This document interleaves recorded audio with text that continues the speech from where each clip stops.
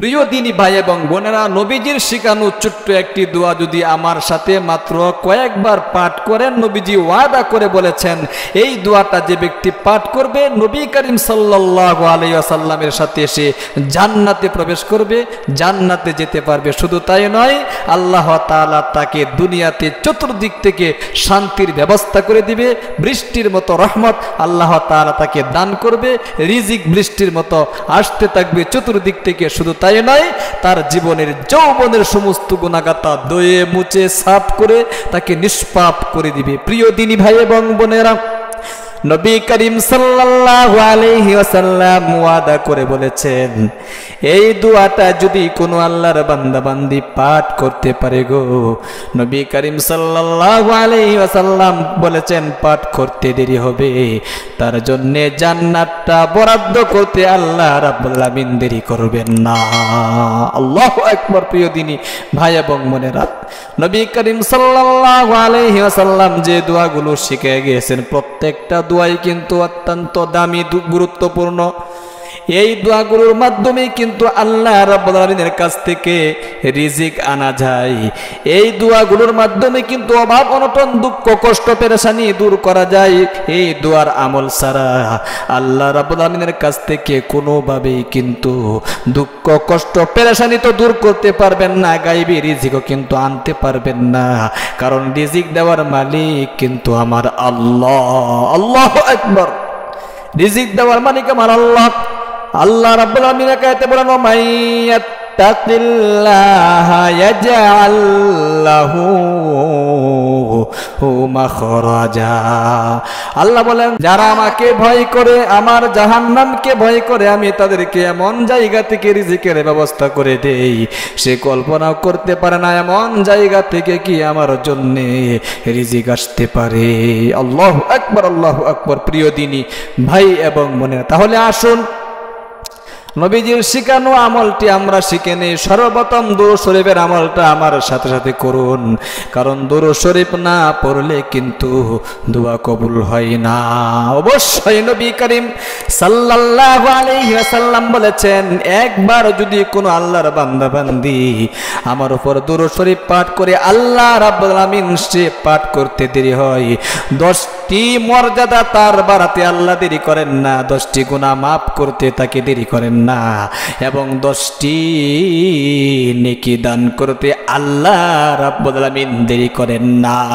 আল্লাহু আকবার। প্রিয় দিনী ভাই এবং বোনেরা, এই জন্য আসুন সর্বপ্রথম দুরূদ শরীফের আমলটা করে নেই। নামাজের মধ্যে যে দুরূদ শরীফটা পড়ি ওই দুরূদ শরীফটা আমার সাথে সাথে পাঠ করুন। একবার পাঠ করুন আল্লাহুম্মা সাল্লি আলা মুহাম্মাদিন ওয়া আলা আলি মুহাম্মাদ কামা সাল্লাইতা আলা ইব্রাহিম ওয়া আলা আলি ইব্রাহিম ইন্নাকা হামিদুম মাজিদ। আল্লাহু আকবার। প্রিয় দিনী ভাই এবং বোনেরা, এবার আসুন জীবনের যৌবনের সমস্ত গুনাহগাতা মাপ হওয়ার জন্য নবী করিম সাল্লাল্লাহু আলাইহি ওয়াসাল্লামের দোয়া, এই ছোট্ট একটি দোয়া পাঠ করুন আমার সাথে 3 বার পাঠ করুন। আল্লাহ রাব্বুল আলামিন কিন্তু এই দোয়াটা অনেক গুরুত্ব দিয়েছেন। যে দোয়াটা মুসা আলাইহিস সালাতু ওয়াস সালাম এক কিপ্তিকে তাপ্পর মেরে ফেলেছিলেন, হওয়ার পরে মুসা আলাইহিস সালাতু ওয়াস সালাম এই দোয়াটা পড়েছিলেন, আল্লাহ রাব্বুল আলামিন মুসা আলাইহিস সালাতু ওয়াস সালামকে ক্ষমা করে দিয়েছিলেন। আল্লাহু আকবার। এই দোয়াটা পড়ার সাথে সাথে আপনাকে মনে মনে এই ধারণা করতে হবে আল্লাহ জীবনে অনেক পাপ করেছি, অন্যায় করেছি, অবিচার করেছি, আল্লাহ অনেক গুনাহ হয়ে গিয়েছে, অনেক কবিরা সগীরা জাহেরি বাতিনি প্রকাশ্য অপ্রকাশ্য জিনা ব্যভিচার পরকীয়া সহ যত ধরনের গুনাহ রয়েছে সমস্ত গুনাহ থেকে আমি মাপ চাইতেছি তোমার নিকট। মনে মনে এটা বলে আমার সাথে সাথে আপনারা পাঠ করুন রব্বি ইন্নী যালামতু নাফসি ফাগফিরলি রব্বি ইন্নী যালামতু নাফসি ফাগফিরলি রব্বি ইন্নী যালামতু নাফসি ফাগফিরলি। আল্লাহু আকবার, আল্লাহু আকবার। এরপরে আসুন নবীর সাথে জান্নাতে যাওয়ার জন্য নবী করিম সাল্লাল্লাহু আলাইহি ওয়াসাল্লাম যে দোয়াটা শিখে গিয়েছেন সেই দোয়াটা আমরা মাত্র 2 বার পাঠ করব। আল্লাহু আকবার। নবীর সাথে জান্নাতে যাওয়া কিন্তু ওয়াজিব হয়ে যায়। তাহলে আসুন সহিহ শুদ্ধভাবে আমার সাথে সাথে পাঠ করুন। রাদিতু বিল্লাহি রাব্বান ওয়া বিল ইসলামি দীনান ওয়া বি মুহাম্মাদিন সাল্লাল্লাহু আলাইহি ওয়াসাল্লাম রাসূলান ওয়া নাবিয়্যা। রাদিতু বিল্লাহি রাব্বান ওয়া বিল ইসলামি দীনান ওয়া বি মুহাম্মাদিন সাল্লাল্লাহু আলাইহি ওয়াসাল্লাম রাসূলান ওয়া নাবিয়্যা। এবার সংক্ষিপ্ত একটি মোনাজাত করতে হবে আমার সাথে সাথে জীবনের যৌবনের সমস্ত গুনাহ মাফ হওয়ার জন্য।